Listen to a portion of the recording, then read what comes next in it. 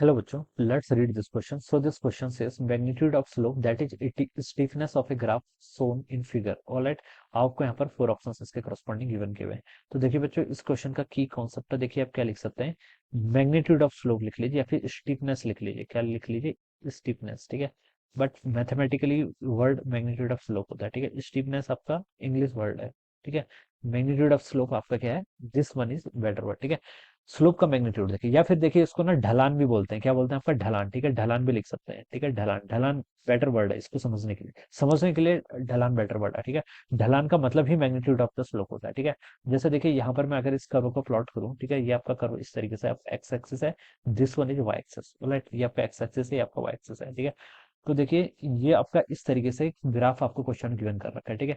देखिए ये क्वेश्चन थोड़ा सा इंपॉर्टेंट है क्योंकि पूरे फिजिक्स में आपका यूज होगा, ठीक है। इस टाइप के क्वेश्चन पूरे फिजिक्स में यूज होते हैं, ठीक है। ये कर्व बेसिकली इंपॉर्टेंट है, ऑलराइट।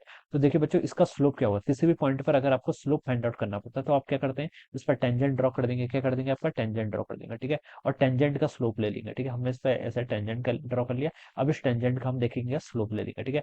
अब देखिए टेंजेंट का स्लोप क्या होता है? जो ये एक्स एक्सिस के साथ एंगल बनाता है, दिस इज कॉल्ड स्लोप। इसे हम क्या बोलते हैं? आपका स्लोप, ठीक है। जो एक्स एक्सिस का अलोंग एंगल बनेगा उसका टेन थीटा ले लेंगे, that one is called slope, ठीक है। तो इस पॉइंट पर आप स्लोप फाइंड आउट करेंगे तो देखिए बच्चों, ये आपका देखिए क्या बना रहा है? एक्यूट एंगल बना रहा है। एक्यूट एंगल बना रहा है तो हम क्या बता सकते हैं? टेन थीटा एक्यूट एंगल में क्या होता है आपका? 90 मतलब पॉजिटिव होता है। तो इसका इस पॉइंट पी पॉइंट पर स्लोप क्या है बच्चों? पी पॉइंट पर अगर मुझसे कोई पूछे स्लोप क्या है, तो बच्चों मैं बोलूंगा स्लोप तो बच्चों पी पॉइंट पर आपका पॉजिटिव है। अब मैं नेक्स्ट आगे बढ़ गया क्यू पॉइंट पर। क्यू पॉइंट पर बच्चों देखिए मुझसे इसका स्लोप पूछे तो मैं बताऊंगा कि मैंने जो टेंजेंट ड्रॉ किया वो तो एक्स एक्सिस के पैरेलल हो गया, ठीक है। एक्स एक्सिस के पैरेलल हो गया तो इसका मतलब इसका स्लोप कितना है? जीरो के इक्वल हो गया, ठीक है। तो मैं लिख सकता हूँ क्यू पॉइंट पर बच्चों जो इसका स्लोप आएगा वो कितना आएगा? आपका जीरो के इक्वल आएगा, ठीक है। अब मैं आगे पॉइंट बढ़ा, मैं आर पॉइंट पर पहुंचा। आर पॉइंट पर अगेन मैंने क्या कर लिया? टेंजेंट ड्रॉ कर दिया, ठीक है। आर पॉइंट पर अगेन मैंने टेंजेंट ड्रॉ कर दिया। अब मैं इसका स्लोप देखूंगा तो बच्चों देखिए इसका स्लोप क्या आ रहा है? इसका स्लोप नेगेटिव आ रहा है। सर नेगेटिव कैसे आ रहा है? ठीक है। तो देखिए मैं इस लाइन को आगे की तरफ प्रोड्यूस करूंगा और एक्स एक्सिस के साथ इसका एंगल देखूंगा।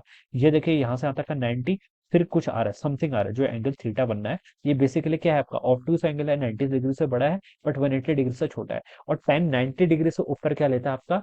टेन देखिए, टेन का ग्राफ अगर आपने पढ़ा होगा, ठीक है। टेन का अगर मैं यहाँ पर ग्राफ प्लॉट करूँ, ठीक है। टेन जीरो पर कितना होता है? साइन जीरो हो जाता है। तो टेन भी टेन साइन जीरो, हाँ, टेन जीरो पर आपका जीरो के इक्वल होता है, ठीक है। फिर इसका ग्राफ आपका क्या करता है? कंटिन्यूअसली बढ़ता है। इस तरीके से टेन का ग्राफ होता है, ठीक है। इसका होता है, ठीक है। और पाई बाय टू यहाँ पर क्या होता है आपका? ये जीरो डिग्री था, ये क्या था आपका? पाई बाय टू, ठीक है। इस तरीके से इसका ग्राफ होता है टेन का, ठीक है। पाई बाय टू के जाता है। फिर अगर हम 180 पर बात करें, 180 पर कितना हो जाएगा आपका? अगेन जीरो के इक्वल हो जाता है, ठीक है। तो इस तरीके से इसका क्या जाता है? ग्राफ जाता है। दिस इज अ ग्राफ, ठीक है।